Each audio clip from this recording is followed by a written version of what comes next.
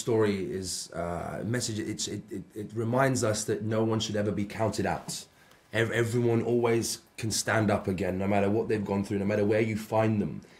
When you find yourself at any point in life, there's always a chance to stand up and try again and start again, which is wonderful. Also, stand up for what you believe in, and keep fighting for the right cause. I would have to say the scene in the Gladiator in Pollux. Yeah. Yeah. Yeah, that was a bit challenging. The setting was challenging. You know, the water. In that regard, probably the scenes in the lab at the end were challenging for me. But just, you know, being on the metal grate and not having much clothes on and all of these things, that was quite challenging. We spent about a week in there, and I had Alfonso and I had some of the priests, but I kind of missed having people to work with. Sometimes the scenes where you're by yourself, I don't know, you can kind of get lost in your castmates and just live the dynamic between you and them. Yeah. But when you're by yourself, it can be more challenging. Yeah, So I understand exactly what you're saying.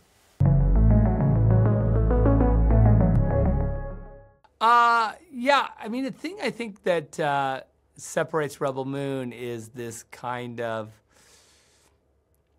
I think there's a little bit of like childlike wonder in the movie that I think because it's sci-fi and fantasy,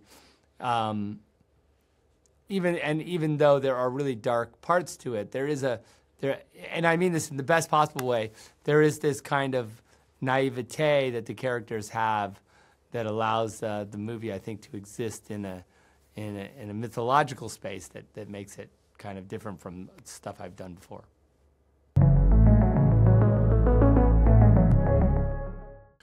Well, Milius. Yeah, Milius. totally. Done. Yeah. But these characters are so rich; they all deserve one, to be honest. Ray's character actually gets the first, right? Sort of like a comic book is going to be released in January, based on the Blood Axes. Am I saying that right? Yeah. Yeah. It's called House of the Blood Axe, and Cleopatra Coleman, who plays Devra, does a phenomenal job playing Devra. It's about Devra and Darian in their younger years and how you see them begin what is known as the Blood Axe Revolution. Tarak's story.